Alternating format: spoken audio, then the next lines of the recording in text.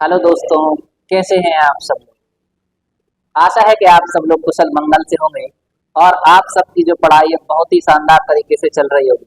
चलिए, आइए सब लोग जुड़ जाइए आप हमारे साथ इस सेशन में। आज हम इस सेशन में पढ़ने वाले हैं आपके 16 महाजनपदों के बारे में। किसके बारे में पढ़ने वाले हैं? तो आप बताओगे सर 16 महाजनपद के बारे में पढ़ने वाले हैं। पिछली क्लास में हमने पढ़ा था किसके बारे में? तो शैव धर्म के बारे में पढ़ा था। उसके पहले हमने भागवत धर्म के बारे में पढ़ा था, बौद्ध धर्म, जैन धर्म, ये सब हमने पढ़ लिया है। और जिन बच्चों को ये सब देखना है तो आप हमारी हिस्ट्री की प्लेलिस्ट में देख सकते हैं, है ना। चलिए, आइए अब हम चर्चा करते हैं किसकी? महाजनपद के बारे में। तो कौन कौन से आपको महाजनपद देखने को मिलते हैं? तो आप सब लोग हेडिंग डाल लेना। क्या डालना है अपने? महाजनपद। अब आपके मन में विचार आ रहा होगा कि महाजनपद सर आए कहाँ से। पहला तो क्वेश्चन यही है कि महाजनपद आए कहाँ से, इनका विकास का चरण का देखने को मिलता है। तो देखो, अगर हम महाजनपद की बात करें तो इनका जो विकास का चरण है क्या है, तो आप बताओगे। विकास का जो चरण देखने को मिलता है, आपने वैदिक सभ्यता पढ़ी थी अभी। क्या पढ़ी थी आपकी? वैदिक सभ्यता पढ़ी थी, जिसमें आपने वैदिक काल में देखा था कि हर चीज की शुरुआत होती है। वैदिक काल में सबसे छोटी इकाई मानी जाती थी क्या? तो वैदिक काल में सबसे छोटी इकाई मानी जाती थी परिवार। क्या मानी जाती थी? परिवार। ठीक है। परिवार के बाद क्या बनता था? तो आप बताओगे सर बहुत सारे परिवार मिलकर बनाते थे एक कुल। क्या बनाते थे? कुल बनाते थे। और जब बहुत सारे कुल बन जाते थे तो आप कहते थे वो सर वो जाके बन जाता था आपका ग्राम। क्या बन जाता था? ग्राम बन जाता था हमारा। जब ग्राम, बहुत सारे ग्राम बनते थे तो ग्रामों से मिलकर बनता था आपका विश्व। क्या बनता था आपका? विश्व बन जाता है। विश्व जिसको वर्तमान में तहसील कहते हैं। क्या कहते हैं अपन? तहसील। और जब ये विश्व आगे जाके बढ़ते थे तो इनको हम जन कहा जाता था। विश्व को आगे हम क्या कहने लगे थे? जन। जन मतलब जिसको आप वर्तमान में कहते हो क्या? जिला। जब बहुत सारे जन मिल जाते थे तो बनता था आपका जनपद। क्या बनता था? जनपद, जिसको हम वर्तमान में राज्य कहते हैं। ठीक है ना। और ऐसे जब जनपद मिल जाते थे तो बहुत सारे जनपदों से मिलकर बनते थे आपके क्या? महाजनपद। क्या बनते थे आपके? महाजनपद देखने को मिलते थे, जिसको आप वर्तमान में संभाग भी कह सकते हैं। क्या कह सकते हैं आप? संभाग नाम दे सकते हैं, है ना। अब देखिए, सॉरी, आप राज्यों से मिलकर और भी बड़ी चीजें देखने को मिलती है जो आपके देशों को नाम से जाना जाता था। अब देखिए, आज हमारा जो टॉपिक है वो हम क्या पढ़ रहे हैं? महाजनपद के बारे में ही पढ़ रहे हैं। तो आपको ये क्रम याद रखना है। सबसे छोटी इकाई परिवार होता था, परिवार से मिलकर कुल बनता था, कुल से ग्राम, ग्राम से विश्व, विश्व से जन, जन से जनपद, जनपद से महाजनपद आपको देखने को मिलता है। अब क्वेश्चन ये आता है कि महाजनपदों का उल्लेख कहाँ देखने को मिलता है हमें। तो हेडिंग डालिए आप क्या बताओगे? महाजनपद। महाजनपदों का उल्लेख। अब आपके मन में विचार आ रहा हो सर जी महाजनपद आप बता रहे हो, है ना, इनका वर्णन हमें कहाँ देखने को मिलता है, किसने बताया था ऐसा? तो देखिए, आपको पता है महाजनपदों का उल्लेख हम देख रहे हैं तो आपने बौद्ध धर्म पढ़ा था। क्या पढ़ा था आपने? बौद्ध धर्म पढ़ा था कि नहीं पढ़ा था, पहले जी बताओ। पढ़ा था ना हमने। बौद्ध धर्म एक ग्रंथ आता है जिसका नाम है अंगुत्तर निकाय। यहीं का एक ग्रंथ है जिसका नाम क्या है? आप बताओगे? अंगुत्तर निकाय।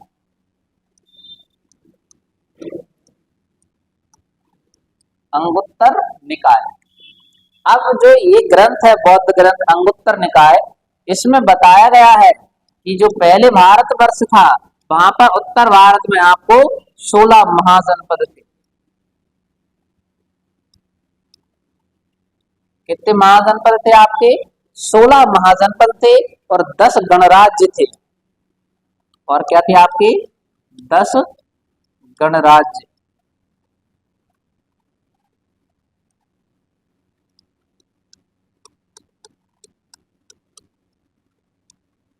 10 गणराज्य, 16 महाजनपद और 10 गणराज्य, इनकी जो जानकारी हमें प्रमाणित जानकारी देखने को मिलती है। ठीक है ना। अब आप कहोगे सर हो सकता है जानकारी गलत भी हो, और कहीं का एविडेंस बताओ जहां से ये पता पड़ता हो 16 ही महाजनपद थे। तो भैया आपको याद रखना है 16 महाजनपदों का उल्लेख बौद्ध धर्म में तो बता ही दिया हमने, साथ में ही आपने जैन धर्म भी पढ़ा है। कौन सा धर्म पढ़ा है आपने? जैन धर्म पढ़ा। अरे पढ़ा है या नहीं पढ़ा? अरे बोलो यस या नो। आपने जैन धर्म पढ़ा है? आप कहोगे सर पढ़ा है। तो वही जैन धर्म का एक ग्रंथ है, याद रखिए यही का एक ग्रंथ है जिसका नाम है भगवती सूत्र। क्या ग्रंथ है आपका? आप कहोगे भगवती सूत्र। भगवती सूत्र में जो आप बताया गया है कि भगवान महावीर और जो 16 महाजनपद थे वो समकालीन थे। समकालीन थे मतलब इसमें बताया गया है कि 16 महाजनपद थे। 16 महाजनपद भगवान महावीर के समकालीन थे।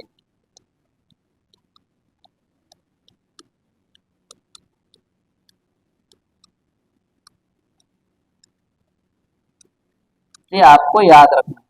क्या याद रखना? कि 16 महाजनपद जो थे भगवान महावीर के समकालीन थे। तो दो ग्रंथ आपको मिल गए हैं जो प्रमाणिक जानकारी देते हैं आपका।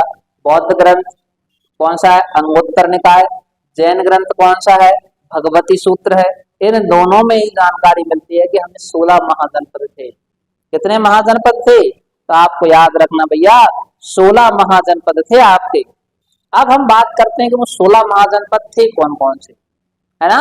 फिर उनके बारे में आगे हम विस्तृत रूप से चर्चा करेंगे। तो पहले आपको 16 महाजनपदों के नाम और उनकी राजधानी याद रखना है। क्या याद रखना है? नाम और उनकी राजधानी कौन कौन सी थी। तो जल्दी से हेडिंग डाल लीजिए आप सब लोग।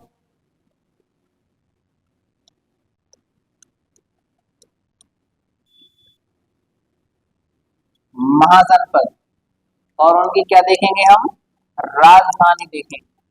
कौन कौन से आपके महाजनपद हुए हैं और उनकी कौन कौन सी हमें राजधानियां देखने को मिलती है।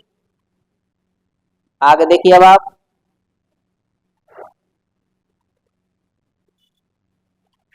तो पहला जो महाजनपद हुआ उसका नाम याद रखना कुरु।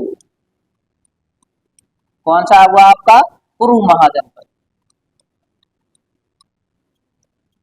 तो कुरु महाजनपद के बारे में हम बात करें तो कुरु की जो राजधानी हुआ करती थी, ये इसकी राजधानी थी इंद्रप्रस्थ। क्या सी राजधानी थी? इंद्रप्रस्थ। नाम सुना है आपने इंद्रप्रस्थ का? आज जिन लोगों ने महाभारत देखा हो उन लोगों ने इंद्रप्रस्थ के बारे में तो सुना ही होगा कि पांडवों ने किसको बसाया था? इंद्रप्रस्थ को बसाया था, है ना। ये कहां पर वर्तमान में है? तो वर्तमान मेरठ, दिल्ली और थानेश्वर में आपको देखने को मिलेगा। ये वर्तमान कहाँ है? वर्तमान मेरठ, थानेश्वर, दिल्ली में आपको देखने को मिलेगा। ये जानकारी आपको याद रखना है। कौन सा महाजनपद हो गया हमारा? कुरु महाजनपद हो गया। दूसरा महाजनपद आता है जिसका नाम है पांचाल। कौन सा महाजनपद देखने को मिलता है आपको? पांचाल महाजनपद देखने को मिलता है। अब पांचाल में आपने एक व्यक्ति का नाम तो सुना होगा। अब बोलो कौन? आप बताओगे मामा शकुनी। कौन? मामा शकुनी का नाम सुना आपने? वो पांचाल नरेश थे भैया। कौन से नरेश थे? पांचाल नरेश थे। ठीक है ना। इसकी राजधानी कौन सी थी आपकी? आप बताओ। अहिछत्र।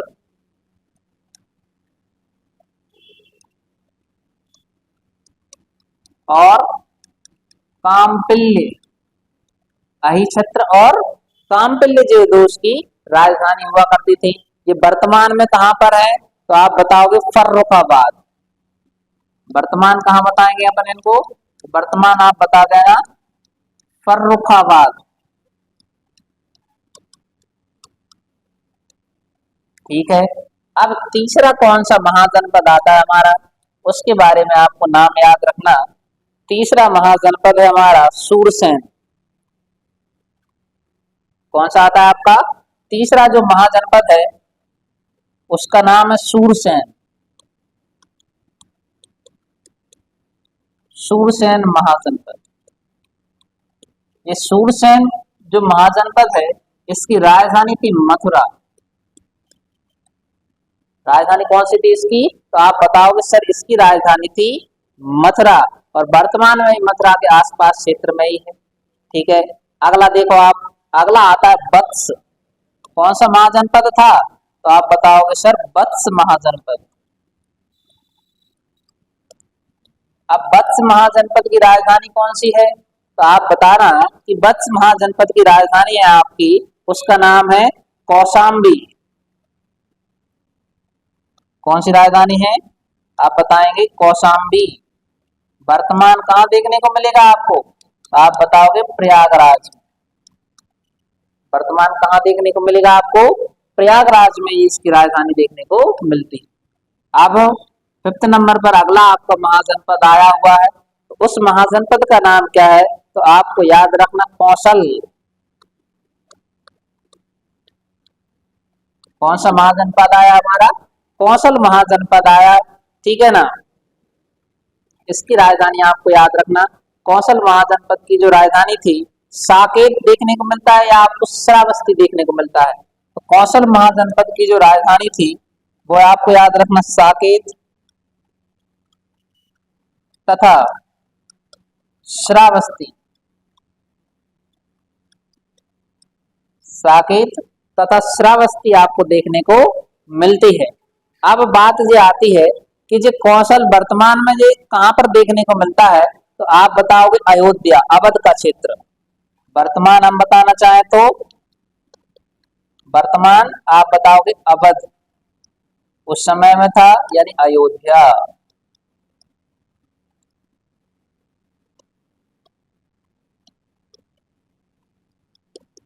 उत्तर प्रदेश, ये आपको देखने को मिलेंगे। कितनी राजधानियां पढ़ ली हमने? 5 महाजनपद देख लिए हैं। नेक्स्ट जो महाजनपद आता है हमारा 6 नंबर का महाजनपद लिखिए आप सब लोग। कौन सा है? तो आप बताओगे सर 6 नंबर का है मल्ल महाजनपद। कौन सा है? मल्ल महाजनपद। मल्ल महाजनपद। अब ये मल्ल महाजनपद जो है इसकी आपको राजधानी याद रखना। तो इसकी जो राजधानी है वह कुशीनगर और पावा।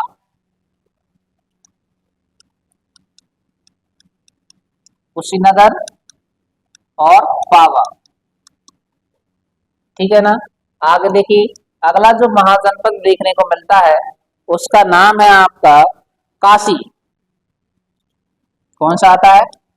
काशी महाजनपद देखने को मिलेगा।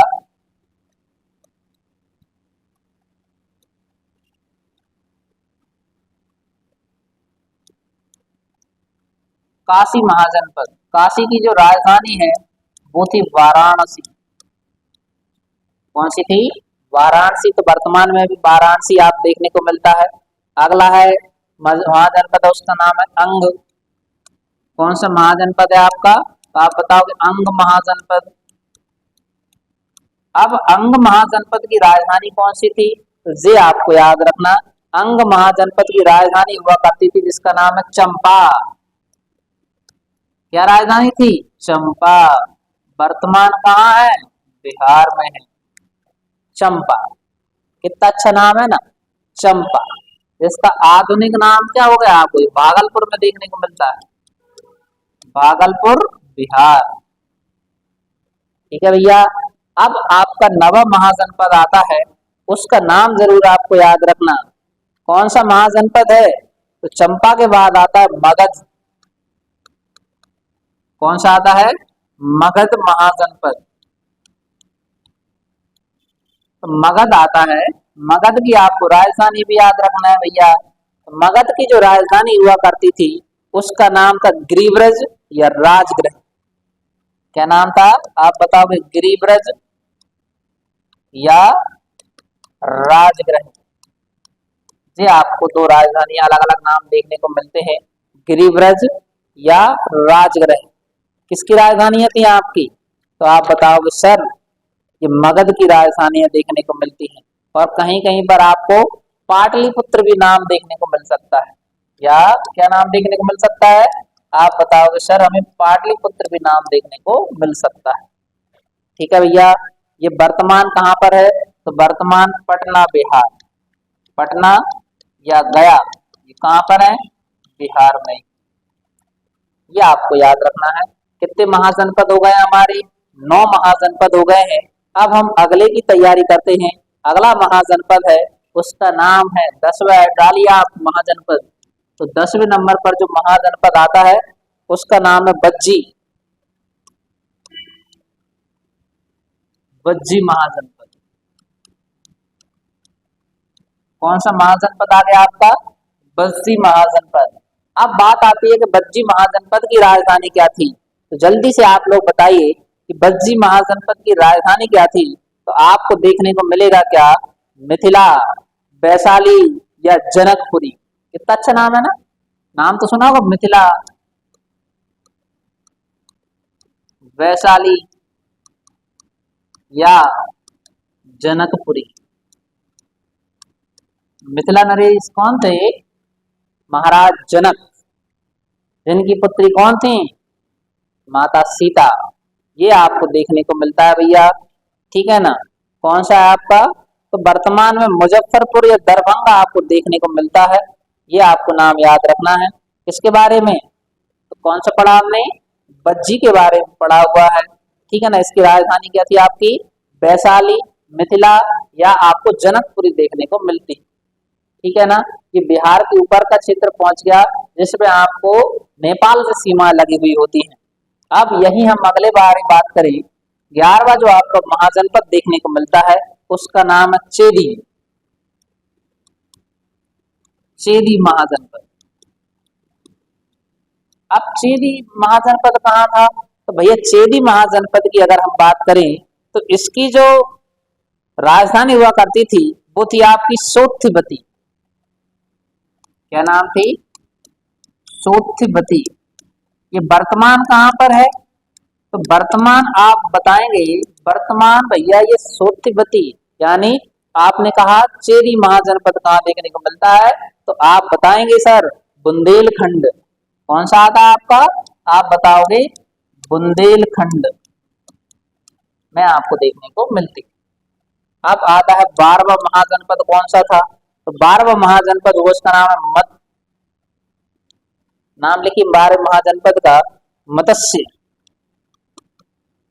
महाजनपद। अब मत्स्य महाजनपद की राजधानी क्या हुआ आपकी? तो उसकी जो राजधानी थी उसका नाम है विराटनगर।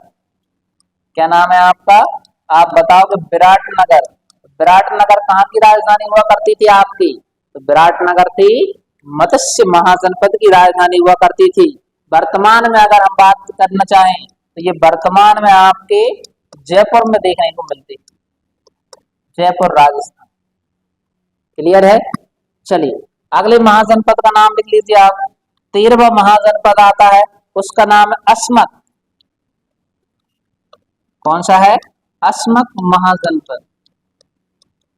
तो अस्मक महाजनपद आपको आता है, इसकी राजधानी कौन सी थी?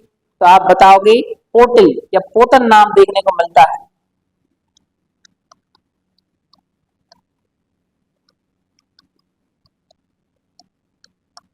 ठीक है ना, वर्तमान में कहाँ देखने को मिलता है ये तो नाम हमने सुना ही नहीं।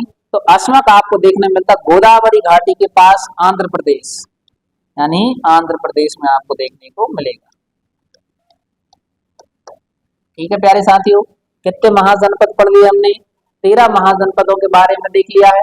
अगला जो महाजनपद आता है, हेडिंग डाल लीजिए आप, 14वें नंबर का महाजनपद आता है उसका नाम है अवंती। क्या नाम है? आप बताओगे सर अवंती महाजनपद। ये तो नाम आपने सुना ही होगा, अवंती। किसका प्राचीन नाम है अवंती? तो आप बताओगे सर अवंती प्राचीन नाम है उज्जैन का, यानी इसकी जो राजधानी थी आपकी उज्जैनी। तथा एक फिल्म सुनी आपने, माहिष्मती साम्राज्य, बाहुबली। अब जब बाहुबली के बारे में नाम सुना भैया, वो बाहुबली मूवी अलग है, ये महिष्मती अलग राजधानी है ना, तो उज्जैनी, उज्जैनी एक और नाम भी देखने को मिलता है हमें, क्या, महिष्मती नाम देखने को मिलता है। किसकी राजधानी है आपकी, तो आप बताओगे ये सब जो है माहिष्मती, ये आपको अवंती महाजनपद में देखने को मिलती है, वहां की ये राजधानी हुआ करती थी। अगला है 15 नंबर पर गांधार, गांधार महाजनपद। अब गांधार महाजनपद जो है इसकी राजधानी कौन सी थी, तो आपको याद रखना तक्षशिला इसकी राजधानी हुआ करती थी। क्या राजधानी थी, आप बताओगे सर, तक्षशिला राजधानी हुआ करती थी। वर्तमान जो आपका पाकिस्तान में चला जाएगा, वर्तमान कहाँ चला गया आपका, पाकिस्तान में। एक और लास्ट महाजनपद बच रहा है भैया, उसका नाम है कंबोज। क्या नाम है, कंबोज। अब कंबोज महाजनपद है, कौन सा महाजनपद है आपका, कंबोज महाजनपद है। तो इसकी राजधानी क्या हुई आपकी, तो कंबोज महाजनपद की आप लोग आराम से राजधानी बता देना, हाटक या राजपुर, हाटक या राजपुर, यह आप राजधानी बता सकते हैं। वर्तमान में कहां बताओगे आप, तो आप बताओगे सर कश्मीर के पास में। वर्तमान में कहां बताना चाहेंगे हम, तो कश्मीर के पास। जल्दी से इन सबको आप नोट कर लीजिए, है ना। फिर हम आगे बढ़ते हैं। हमने 16 महाजनपद पढ़ लिए हैं, जिनकी राजधानियों के बारे में हमने थोड़ी सी चर्चा कर ली है। अब इनके बारे में हम थोड़ा थोड़ा पढ़ते चलेंगे।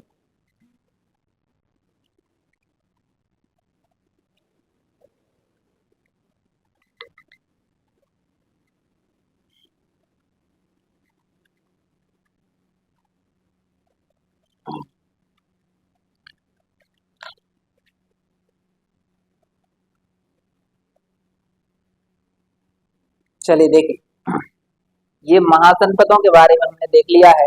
अब यही हम बात करते हैं किसका, आपने एक महाजनपद पढ़ा था जिसका नाम था मगध। कौन सा पढ़ा था आपने, अभी हाल हमने नाम पढ़ा था एक का, मगध के बारे में। तो हेडिंग डाल लीजिए आप, मगध का उत्थान, मगध का उत्थान। अब मगध के उत्थान की बात करते हैं हम, तो इसमें क्या हुआ, तो याद रखना प्रारंभिक समय में एक छोटा सा जनपद हुआ करता था। तो जो मगध का उत्थान के बारे में पढ़ते हैं, मगध के बारे में, तो आप बताओगे प्रारंभिक समय में छोटा सा जनपद हुआ करता था। प्रारंभिक समय में क्या था आपका, छोटा सा जनपद हुआ करता था, ठीक है ना। इसका उल्लेख कहाँ मिलता है हमें, इसका अगर आप उल्लेख की बात करते हो, मगध का उल्लेख कहाँ देखने को मिलता है, तो मगध का जो उल्लेख है अथर्ववेद, ठीक है ना। किसमें मिलता है आपको, अथर्ववेद, भगवती सूत्र तथा अंगुत्तर निकाय में मिलता है। किसमें मिलता है आपको, भगवती सूत्र, अंगुत्तर निकाय, अथर्ववेद में इसकी जानकारी हमें मिलती है। अब मगध पर कौन कौन से राजवंश आए हैं, तो इसकी बात करते हैं हम। प्रमुख राजवंश कौन कौन से हुए हैं, प्रमुख राजवंश कौन कौन से आपको देखने को मिलते हैं। अब यहाँ पर राजवंश आपके आए हैं, उनका नाम याद रखना। सबसे पहला जो राजवंश है उसका नाम था बृहद्रथ वंश। क्या नाम था, बृहद्रथ वंश। जब बृहद्रथ वंश आया, उसके बाद अगला वंश देखने को मिलेगा, उसका नाम है हर्यक वंश। क्या नाम है, बृहद्रथ वंश, हर्यक वंश। अगला लिख लेना आप, नाग वंश। कौन सा वंश आ गया भैया, नाग वंश आ गया। नाग वंश के बाद आप बात करोगे तो नंद वंश आ जाएगा आपका। कौन सा आ जाएगा आपका, नंद वंश। और नंद वंश के बाद अगला जो वंश देखने को मिलेगा उसका नाम है, बताने की जरूरत नहीं है, पता होगा आपको, मौर्य वंश। कौन सा वंश देखने को मिलेगा आपको? मौर्य वंश। ये इनका क्रम है, बृहद्रथ वंश, हर्यक वंश, नाग वंश, नंद वंश, मौर्य वंश। ये आपको याद रखना। अगर हम इनके संस्थापक की बात करें या टाइम पीरियड की भी बात करना चाहें, है ना, तो अपन इसको थोड़ा सा साइड कर देते हैं, इनको अपन ऐसा लिख लेते हैं। नाग वंश के बाद कौन आया आपका? आप बताओगे सर, नंद वंश। नंद वंश के बाद आया था आपको कौन सा? मौर्य वंश। इसे आपको याद रखना है। अब इसके बाद इनका टाइम पीरियड बताएं हम, समय की बात करते हैं हम। समय, समय कब से कब तक देखने को मिलता है? तो भैया बृहद्रथ वंश का जो समय है वो अज्ञात है। समय कैसा है? अज्ञात, हमें अभी तक पता नहीं है, ठीक है। लेकिन हर्यक वंश का समय देखने को मिलता है 545 से 412 ईसा पूर्व तक। यानी इसका बताओगे आप, 545 से ईसा पूर्व से 412 ईसा पूर्व। यही हम बात करें किसके बारे में? आपका नाग वंश आ गया। कौन सा वंश आ गया है? आप अगला कौन सा वंश आता है आपका? नाग वंश। नाग वंश का जो समय देखने को मिलता है हमें 412 ईसा पूर्व से, 412 ईसा पूर्व से आपको देखने को मिलता है कब तक? 344 ईसा पूर्व तक, 344 ईसा पूर्व तक। फिर अगला आता है आपका नागवंश। नागवंश के बाद अगला आता है नंदवंश। नंदवंश का समय 344 से 323 ईसा पूर्व।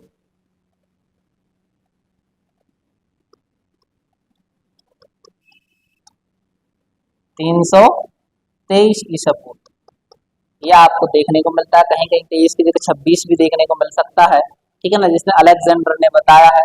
अब यही हम बात करें मौर्य वंश के बारे में, तो मौर्य वंश का जो समय है आपका वो 323 ईसा पूर्व से 185 ईसा पूर्व देखने को मिलता है। इसका समय कितना है आपका? 323 ईसा पूर्व से 185 ईसा पूर्व, 185 ईसा पूर्व तक आपको देखने को मिलता है। ये तो हमने सबके समय के बारे में बात कर ली। यहीं अगर हम बात करें इनके संस्थापक कौन कौन हुए, इसकी बात करते हैं अपन, संस्थापक। तो इनके आप इधर संस्थापक भी लिख लेना। तो बृहद्रथ जो वंश था, कौन सा वंश है आपका? बृहद्रथ वंश का संस्थापक बृहद्रथ ही था, ठीक है ना। लेकिन हर्यक वंश का जो संस्थापक था उसका नाम लिख लीजिए आप, भट्टिय। क्या नाम था? भट्टिय। और अगर भट्टिय ऑप्शन में ना मिले तो आप लगा देना भैया बिंदुसार। बिंदुसार लगाएंगे कि बिंबिसार लगाएंगे? तो भैया आप बिंदुसार मत लगाना, बिंबिसार लगा देना। बिंबिसार, दो नाम देखने को मिलेंगे, एक बिंदुसार आएगा आपका, वो आपको मौर्य वंश में आएगा। अब नागवंश, कौन सा वंश आ गया आपका? नागवंश। तो नागवंश के संस्थापक कौन को माना जाता है? तो आप बताओगे शिशुनाग। कौन सा नाग आ गया आपका? तो आप बताओगे शिशुनाग। अब नंदवंश का शासक कौन हुआ? महापद्मानंद। और यही हम मौर्य वंश की बात करें तो आपने नाम सुनाई है चंद्रगुप्त मौर्य। तो ये जो थे आपके, वो हमने महाजनपदों के बारे में पढ़ लिया है और हमने थोड़ा सा मगध का उत्थान देख लिया है।